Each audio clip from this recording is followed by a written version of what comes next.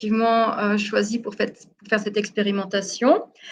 Donc, la résidence Le Moulin fait partie de l'association ADAPI Papillon Blanc d'Alsace. Donc, c'est une résidence qui se situe à Mulhouse, en plein cœur de Mulhouse, et donc qui comprend un foyer de travailleurs, donc un petit foyer de travailleurs, un FAT, un foyer accueillant des personnes vieillissantes, qui est la majorité, et des appartements autonomes où des personnes y vivent de façon un peu plus autonome. Ce qui fait que nous avons à peu près 100 résidents que nous accompagnons avec une cinquantaine de salariés pour les accompagner. Alors, donc avant de commencer donc l'expérimentation, donc en fait, je voulais vous présenter un petit peu le contexte et l'établissement et surtout le contexte de la première vague Covid qui a frappé fortement l'établissement dès début mars. Donc, l'établissement accueille des personnes qui sont donc porteuses de handicap, de handicap mental. Et l'autre particularité, c'est que nous avons essentiellement des personnes qui sont vieillissantes, donc une grande majorité de personnes vieillissantes. Donc, l'établissement est un foyer de vie, donc il n'est pas du tout médicalisé, donc nous n'avons pas à domicile d'infirmière. Alors, la Covid-19 a frappé l'établissement début mars très fortement, avec des professionnels donc, qui sont tombés malades très vite, et notamment aussi des cadres et moi-même. Voilà. Donc, nous avons connu donc de nombreux résidents malades qui ont été confinés très, très rapidement, avec un absentéisme aussi très rapide dans les 2 premières semaines d'un nombre important de professionnels, à peu près plus d'un quart de professionnels. Ce qui fait que l'établissement a été très vite en difficulté. Et ce qui a fait notre force aussi et qui était très positif pour nous, c'est que l'association est une association qui a réagi très, très vite et qui a permis de s'organiser très vite et de nous apporter de l'aide avec le redéploiement d'une dizaine de professionnels. C'était des professionnels des établissements qui étaient fermés, des autres structures, et qui sont venus sur du bénévolat et qui nous ont fortement aidés. Donc, nous avons traversé cette vague avec, heureusement, aucun décès, même si de nombreux résidents ont été bien malades.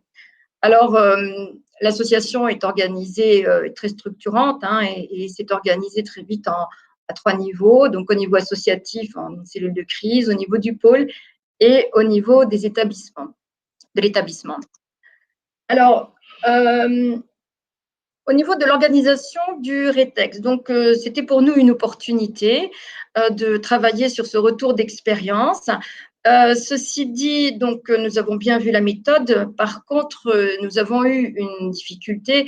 C'était une difficulté en termes de temps et aussi l'autre difficulté, c'était en termes d'organisation, de mobilisation des équipes. Notamment parce qu'en fait, les équipes ne pouvaient pas se réunir avec un grand nombre. Et donc, en fonction de ce temps-là, nous n'avions pas la possibilité de faire une grande réunion et de recueillir la totalité des informations au niveau de l'équipe de terrain. Donc, nous avons choisi de faire une équipe plutôt réduite et d'établir l'organisation en 2 temps. D'abord, une préparation par chacun des membres de l'équipe et qui a mobilisé le terrain donc par petits groupes pour recueillir toutes les informations. Ça s'est fait assez rapidement, de façon collégiale et puis dans une grande réflexion. Puis, nous sommes réunis l'équipe à distance, hein, en visio. Et puis, je dois dire que ça s'est fait assez rapidement. On a utilisé donc tous les outils qui nous ont été présentés et de façon assez rapide et puis complète, nous avons pu remplir toutes les grilles. Alors, si je fais un bilan par rapport à l'organisation que nous avons choisie, alors elle était choisie, mais un petit peu obligée, je dirais, compte tenu des circonstances. Ceci dit, même si nous n'avons pas tout suivi, l'organisation était quand même efficace et nous a permis de ressortir des éléments très, très intéressants. Alors, efficace parce qu'elle s'est faite en en plusieurs temps et nous avons quand même pu recueillir l'ensemble des éléments de l'équipe. Et une autre efficacité, c'était que finalement, il y a eu deux niveaux de lecture différents. Un niveau au niveau de notre pôle qui était très proche du siège et de l'association générale, au niveau notamment de la cellule de crise, et qui avait des éléments finalement qui ont pu servir dans l'analyse. Et l'autre niveau de lecture, bien entendu, c'était au niveau du terrain où sont remontés tous les éléments qui étaient intéressants et pertinents pour l'étude. Alors finalement, le temps, effectivement, c'est pas plus de 2 heures avec, je dois dire, une très grande efficacité. Alors par contre, comme je l'ai dit tout à l'heure, le temps était un petit peu tendu, je dirais, on n'avait pas beaucoup de temps. Et l'autre élément qui nous a un petit peu gênés dans notre organisation, c'est qu'en fait, on était sur le deuxième confinement, donc au moment de décembre. Et là, il a fallu vraiment replonger dans le premier confinement, ce qui n'était pas toujours simple, faire replonger les équipes aussi dans le premier confinement, qui n'était pas simple aussi psychologiquement, en fait. Et puis, il y a pu avoir confusion entre les deux périodes de confinement.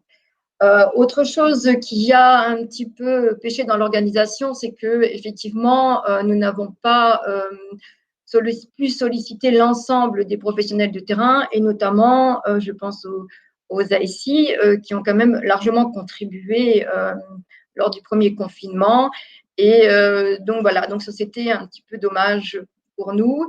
Et l'autre partie qu'on n'a pas sollicitée, ce sont tous les professionnels qui étaient redéployés, qui ont été redéployés chez nous et qui venaient de l'extérieur d'autres établissements et qui auraient pu avoir un regard et nous apporter des éléments aussi qui pouvaient compléter l'analyse et l'étude. Alors, ceci dit, si je dois donc, je vais faire un bilan sur la méthode et les outils qui nous ont été proposés. Alors, je dois dire que c'est quelque chose qui est particulièrement efficace, qui m'a vraiment surpris, qui m'a surpris par sa facilité à suivre cette étude et par les résultats qui sont donnés. Alors, oui, c'est un outil qui est facile parce que on s'y plonge, il est assez convivial et puis on s'y plonge très facilement. Il en ressort immédiatement les forces et les faiblesses. Et puis à côté aussi, tous nos plans d'action. Donc, ça se fait assez rapidement. C'est un outil clé en main, comme voilà, cela a été dit, et puis je le confirme, où tous les éléments apparaissent. Et ce qui est une force aussi dans cet outil qui m'a vraiment surpris, c'est la synthèse. En fait, de cette synthèse qui est visuelle, donc par ses couleurs, les graphiques, il en ressort vraiment de façon très pertinente les forces et nos faiblesses et tous les éléments que nous avons donc utilisés. Tous les éléments donc en fait qui sont ressortis de cette période en fait. Par contre, c'est vrai que nous avons trouvé qu'il était très orienté professionnel, mais pas forcément sur les pratiques. En tout cas, peut-être que nous l'avons mal utilisé à ce niveau-là. Sur les pratiques métiers, effectivement, il y a beaucoup de choses de l'ordre de l'innovation ou un changement des pratiques qui se sont opérées durant cette période et qui perdurent d'ailleurs encore. Et la question que l'on avait, c'était finalement de ces pratiques-là, qu'est-ce qu'il en ressort, qu'est-ce qu'il est bon de garder, qu'est-ce qu'il n'est pas bon de garder. Est-ce que finalement, il y a peut-être aussi des pratiques qui sont déviantes et d'autres qui sont extrêmement performantes et que l'on doit pérenniser. Donc là, nous n'avons pas vraiment sorti tout ça, mais nous y pensons.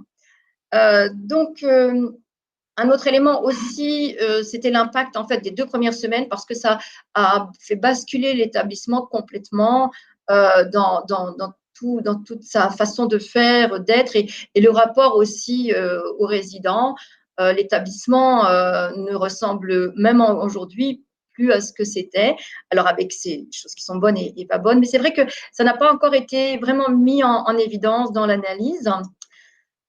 Alors, par contre, pour l'établissement, ce qui était assez fort, c'est que avec tous les résultats, dans le suivi en fait de l'étude, euh, on voit vraiment bien les forces et les faiblesses. Ça, c'est quelque chose de vraiment très très fort.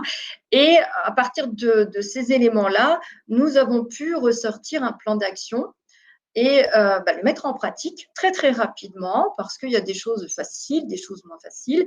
Voilà.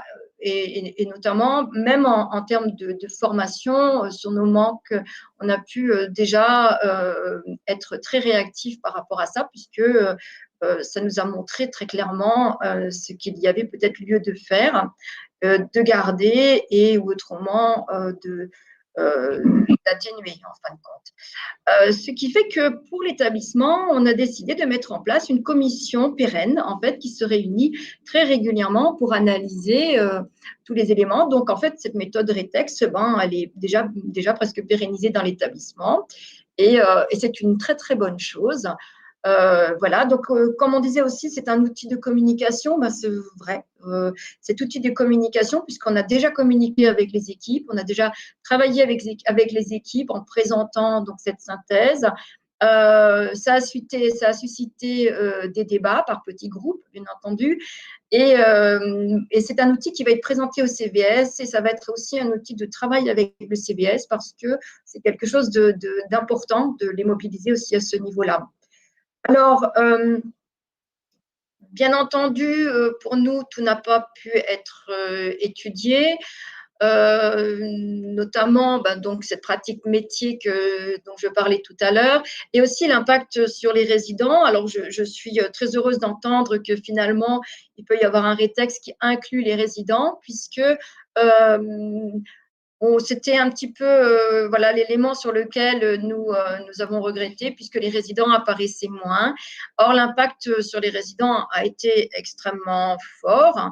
Et nous avons pu connaître aussi, donc après la première période de confinement, donc certaines pathologies de résidents qui se sont aggravées, mais aussi d'autres pathologies qui finalement, durant le confinement, ont diminué, voire disparu.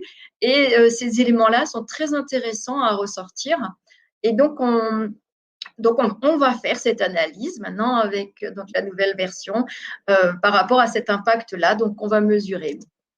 Alors, en conclusion, donc, je dirais que en fait, c'est à la fois très rassurant, finalement, cette étude et ce retour d'expérience parce que ça a consolidé certaines de nos pratiques.